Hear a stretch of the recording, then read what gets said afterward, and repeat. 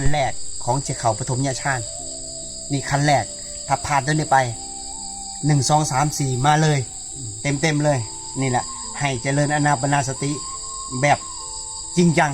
อย่าสุเหตุหล่อลินเด้ออันนี้ให้เจริญจริงเจอของจริงเพราะฉะนั้นขอให้ญาติโยมได้เจอแต่ของจริง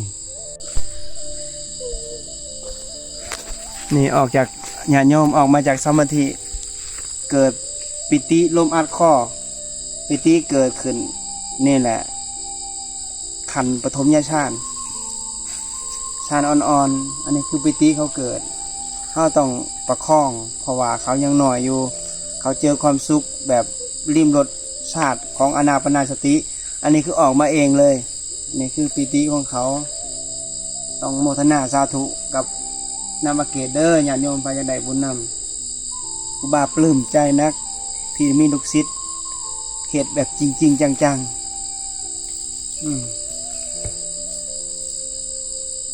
ลมอัดคอบลูกลมอัดคอหนวดเอาบ่บ่หนวดมันลมอัดคอมันปิติมันเกิดปิติเกิดสาธุนโมทนาบุญนำนี่คือปิติเกิดปฐมญาชาญออกมาจากสมาธิน้ำตาบ่ฮู้ว่ามันมาจากไสมันออกมาเองมันอื่นขึ้นมาเองเนาะมันอื่นขึ้นมาเองบ่แม่นว่านี่ความปรุงแต่งหยังต่างๆบ่แม่นเนาะมันอื่นมาเองมันอื่นมาเองอันนี้ญาติโยมต้องเข้าให้มันถึงเด้อต้องเข้ามันถึงนี่น้ำตาคลอเลยนี่น้ำตาคลอนี่คือปิติเขาเกิดนี่คือขันปฐมญาชาญ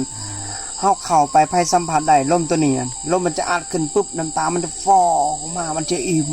แบบเราเจอโยมแม่ที่ว่าไปอันเอาเข่าให้น้ำตาเราให้กุ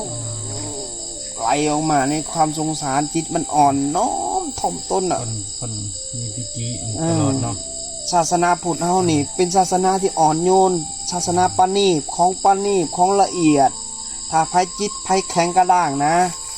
ผู้นั้นจะบ่เห็นหยังเลยจะเสียสัตว์เกิดและล่าเลยเพราะฉะนั้นเฮาทำลายซะอัตตาตัวตนทิฏฐิมานะอย่ามีเลยเฮาน้อมถ่อมตนทั้งกายวาจาใจเขาเจริญรักษาศีลบำเพ็ญเพียรภาวนามันจะเกิดแบบนี้แหละนี่นะหาความสุขประมาณบ่ได้